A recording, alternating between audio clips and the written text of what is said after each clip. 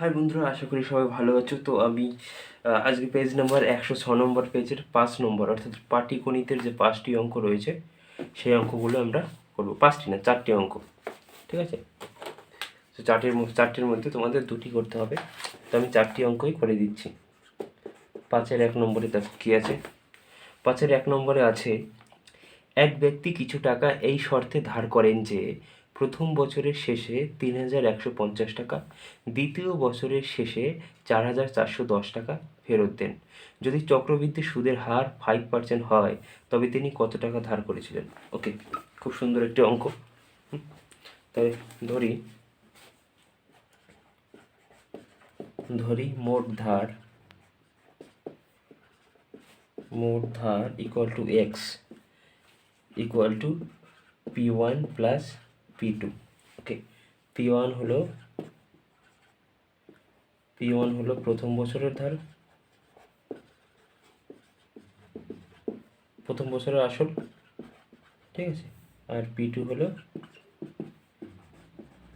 দ্বিতীয় বছরের আসল।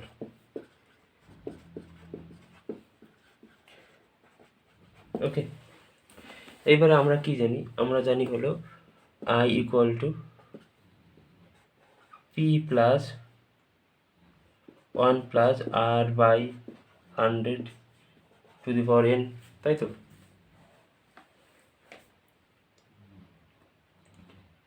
ঠিক আছে, এটা আমরা জানি।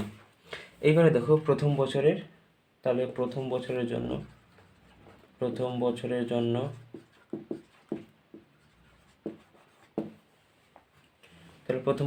কি হবে? এখানে যে সুদ আসল পেয়েছে প্রথম বছরের শেষে 3,150 টাকা, আর 4,000 দ্বিতীয় বছর শেষে 4,110 টাকা এটা ফেরত দিয়েছে সুদ আসল, মানে আই ইকুয়াল টু এটা।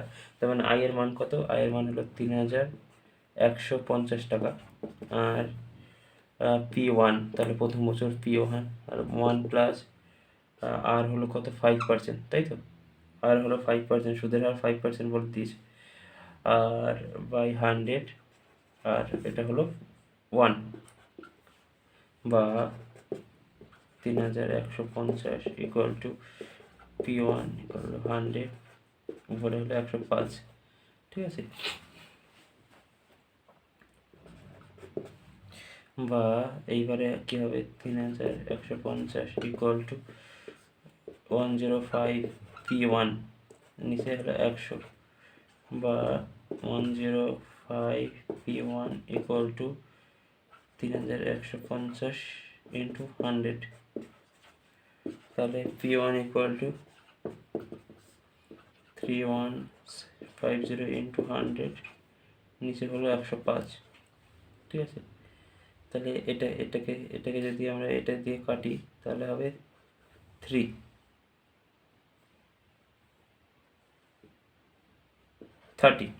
হবে। ওকে, তাহলে আমাদের কত হবে? তাহলে হবে 3,000। তাহলে P1 কি কত পেলাম? P1 পেলাম হলো 3,000। তাহলে প্রথম বছরে আসল পেলাম 3,000 টাকা। এবার দ্বিতীয় বছরের জন্য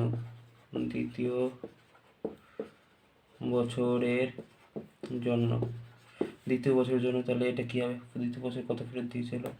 4,410 টাকা ইকুয়াল টু P2, মানে দ্বিতীয় বছরের জন্য 1 প্লাস, তাহলে 5/100, তাহলে এবার n ইকুয়াল টু 2 হবে, যেহেতু 2 বছর দ্বিতীয় বছর, তাই তো? তাহলে 4410 ইকুয়াল টু P2, আর এখানে হলো 100, এখানে 105 এর 2, ঠিক আছে? এইবারে হলো এটা দিয়ে যদি এটাকে কাটি তাহলে হবে 20, 5 দিয়ে কাটলাম, আর এখানে 21, বা 4410 ইকুয়াল টু P2 ইন্টু 21/20 এর হোল স্কোয়ার, ঠিক আছে? তাহলে বা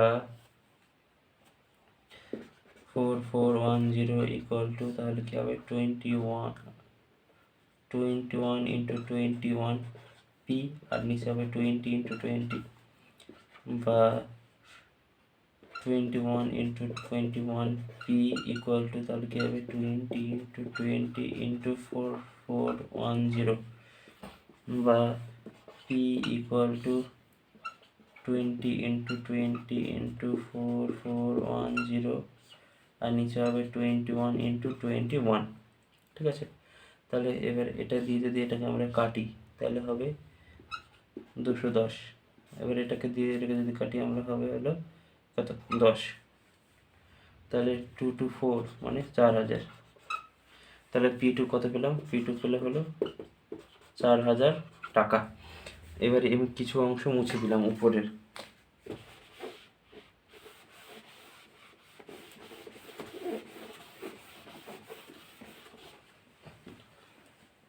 তাহলে এবার হলো মোট ধার কত হবে? মোট ধার, তাহলে মোট ধার হবে P1 প্লাস P2, তাই তো? P1 প্লাস P2, তাহলে P1 কত? 3000, P2 হলো 4000 টাকা, সমান সমান 7000 টাকা। 7000 টাকা তিনি ধার নিয়েছিলেন। ওকে, এবার আমরা 5-2 নম্বর করবো। দেখো 5-2 নম্বরে কী বলেছে? 5-2 নম্বরে বলেছে বিমলবাবু এক ব্যক্তিকে 8% সরল সুদে কিছু টাকা 4 বছরের জন্য ধার দিলেন এবং অপর ব্যক্তিকে দ্বিগুণ পরিমাণ টাকা দিলেন 10% সরল সুদে একই সময়ের জন্য। বিমলবাবু দ্বিতীয় ব্যক্তির কাছে প্রথম ব্যক্তির অপেক্ষা 960 টাকা বেশি সুদ পেলেন। বিমলবাবুর মোট কত টাকা ধার নিয়েছিলেন? এটা খুব সুন্দর অঙ্ক, তোমরা স্টার মার্কস দিয়ে রাখো, ঠিক আছে। তাহলে P = আসল, T = সময় এবং R = সুদের হার আমি লিখে নিয়েছি। তাহলে প্রথম ব্যক্তির ক্ষেত্রে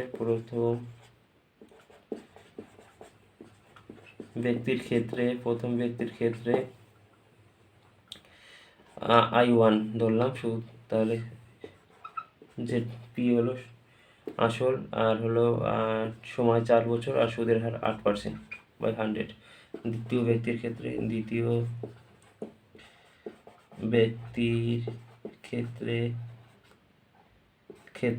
কি হবে?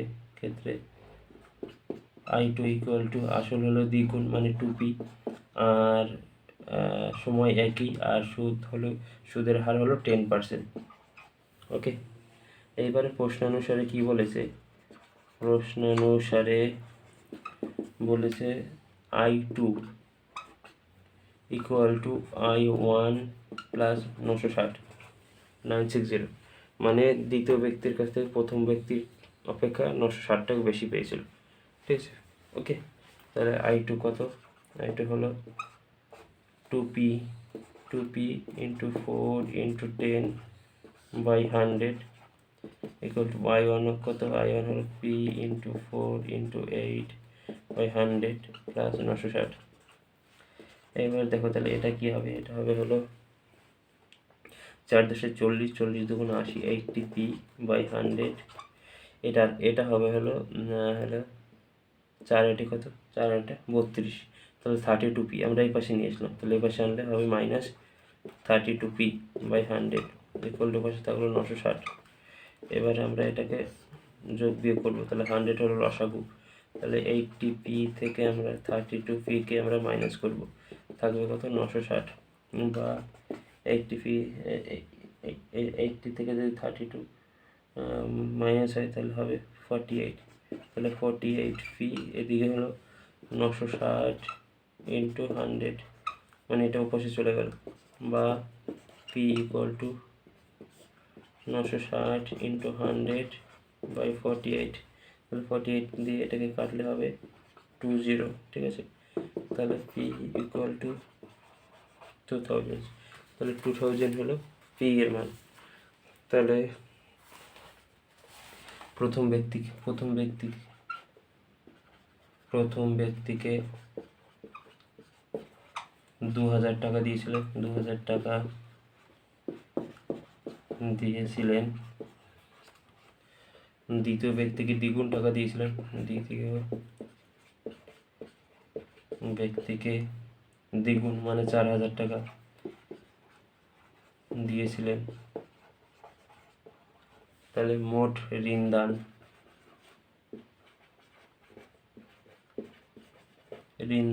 তাই তো, মোট কত টাকা ধার দিয়েছিল মানে মোট ঋণদান, তাহলে 2000 প্লাস 4000 টাকা = 6000 টাকা। ওকে, তাহলে মোট ঋণদান কত? 6,000 টাকা। 5-3 দেখো, 5-3 কী বলেছে? 3 বলেছে ABC যৌথভাবে 1,80,000 টাকা দিয়ে ব্যবসা শুরু করলো। এ বি এর থেকে 20,000 টাকা বেশি, বি সি এর থেকে 20,000 টাকা বেশি দিল। ঠিক আছে, তাহলে লাভের পরিমাণ হলো 10,800 টাকা। তাদের মধ্যে ভাগ করে দাও। চলো ভাগ করে দিই। খুব সুন্দর একটি অঙ্ক। তাহলে এ এর মূলধন কত ধরি আগে সি এরটা ধরি। সি এর মূলধন ইকুয়াল টু এক্স টাকা। তাহলে বি এর মূলধন কী হবে? বি এর মূলধন হবে এক্স প্লাস 20,000, মানে 20,000 টাকা বেশি, তাই তো? 20,000 বলেছে তো, হ্যাঁ। আর হলো এ এর মূলধন কত হবে? এ এর মূলধন হলো তার থেকে 20,000 টাকা বেশি, মানে বি এর থেকে 20,000 টাকা বেশি। তাহলে এক্স প্লাস 20,000 প্লাস 20,000 টাকা। তাহলে কী হলো? এক্স প্লাস 40,000 এত টাকা হলো এ এর মূলধন। ওকে, তাহলে এই তিনজনের মূলধন, তাহলে তিনজনে 1,80,000 টাকা দিয়ে ব্যবসা শুরু করে। তাহলে এই তিনটে যোগ করলে 1,80,000 টাকা হবে। তাহলে so x plus 40,000 x plus 20,000 plus x equal to 1,80,000 টাকা, তাই তো?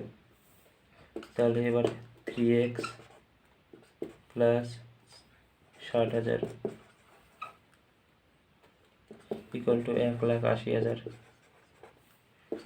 বা 3x ইকুয়াল টু 1,80,000 মাইনাস 60,000 বা 3x ইকুয়াল টু, তাহলে কত হবে? 3x ইকুয়াল টু হবে 1,20,000 বা x ইকুয়াল টু হবে 1,20,000 বাই 3, তাহলে 40,000। তাহলে এক্স এর মান কত পেলাম? এক্স এর মান পেলাম 40,000। ঠিক আছে, 40,000।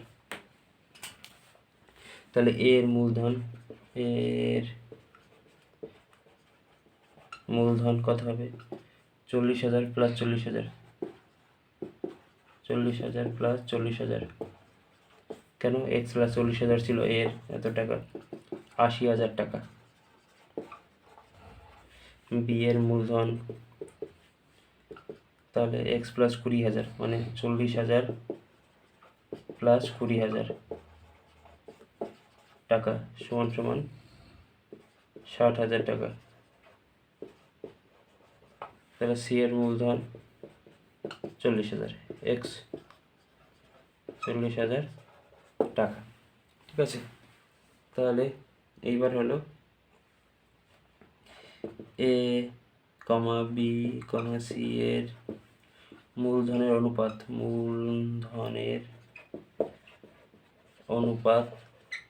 কত হবে? তাহলে এর কত? এর হলো 80,000 টাকা, তাই তো?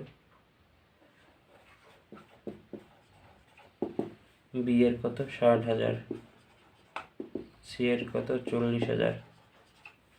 তাহলে এটাকে যদি আমরা কাটাকুটি করি তাহলে 4টে করে শূন্য কেটে যাচ্ছে, তাহলে 8:6:4 থাকছে। একে আবার ছোটো করলে থাকছে কত? থাকছে হলো 4:3:2, 2 দিয়ে কাটাকাটি করলাম লাস্টে।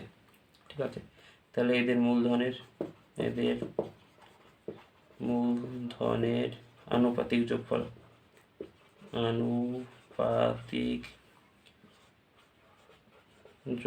কত হবে?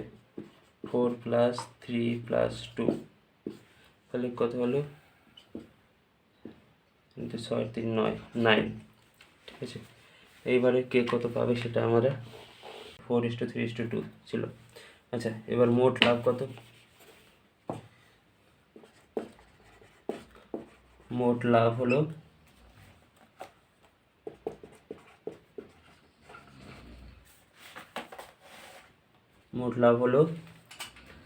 10,800 টাকা, তাই তো। এবার 10,800 টাকার মধ্যে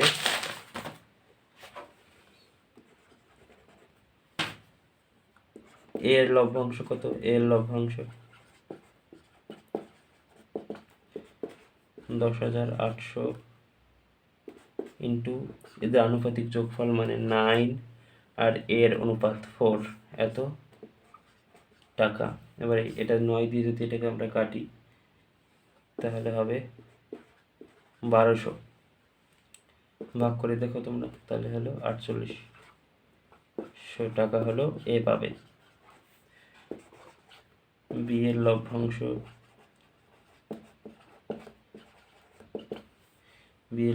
হলো ইন্টু 9 এর 3, এত টাকা, তাহলে এটা হবে 1200, তাহলে 3600 টাকা বি এর লভ্যাংশ। সি এর লভ্যাংশ মানে সি পাবে আর কি,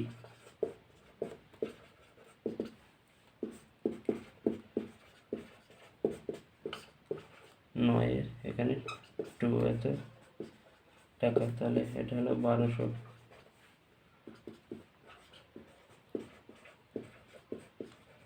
চব্বিশশো টাকা, তাহলে এটাই উত্তর, যে এ পাবে 4800, বি পাবে 3600 এবং সি পাবে 2400 টাকা। দেখো এবার আমরা 5-এর 4 নম্বর করবো। দেখো 5-এর 4 নম্বরে বলেছে জয়ন্ত একটি মাসিক সঞ্চয় প্রকল্পে প্রতি মাসের প্রথম দিন 1000 টাকা করে জমা করে। ব্যাংকের সরল সুদের হার 5% হলে জয়ন্ত 6 মাসে মানে 6 মাসের শেষে সুদে আসলে কত হবে? তাহলে দেখো জয়ন্তর সুদ কিন্তু প্রথম মাস, দ্বিতীয় মাস, তৃতীয় মাস, চতুর্থ মাস, পঞ্চম মাস, ষষ্ঠ মাস এরকম করে আমরা হিসাব করবো। অর্থাৎ জয়ন্ত যে প্রথম মাসে যেটা দিচ্ছে সেই টাকাটা 6 মাসের ক্ষেত্রে 6 মাস কাটছে, ঠিক আছে। দ্বিতীয় মাসে যেটা দিচ্ছে সেটা কিন্তু 5 মাস কাটছে।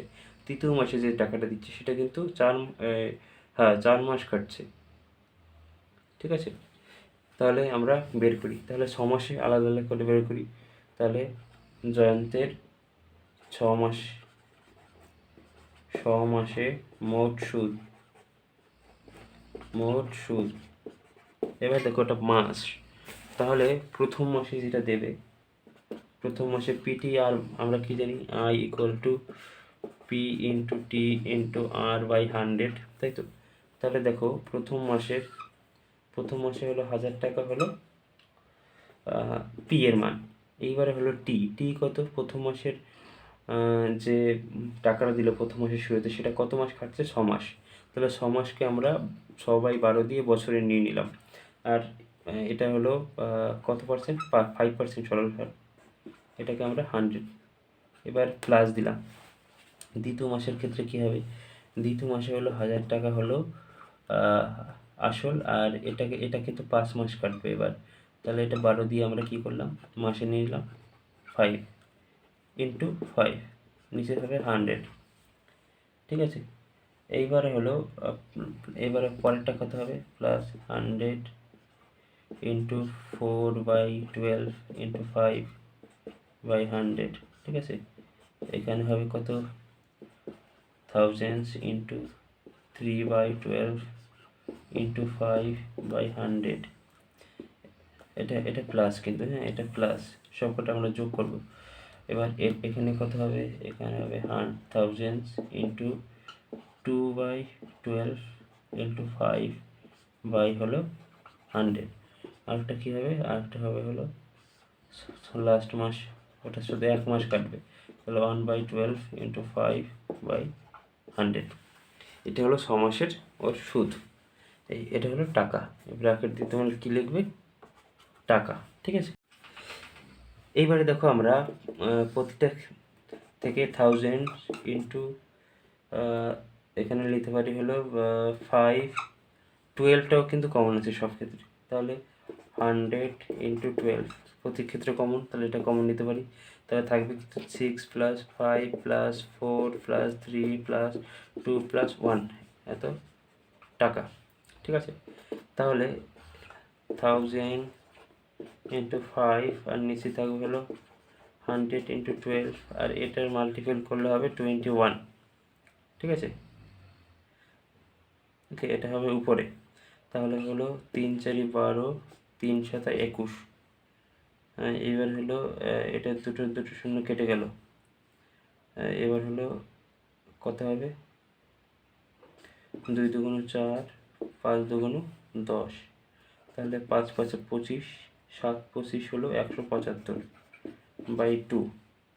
তাহলে এটাকে যদি 2 দিয়ে ভাগ করি তাহলে 8 দুগুণে হবে 16, 1 15, 7 দুগুণে 14, 1 আনলাম 0.0, 5 দুগুণ 10। তাহলে কত হলো? 87.5 টাকা।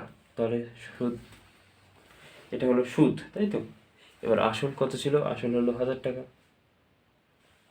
এক মাসে। তাহলে 1000 × 6 = হলো 6000 টাকা, তাই তো? তাহলে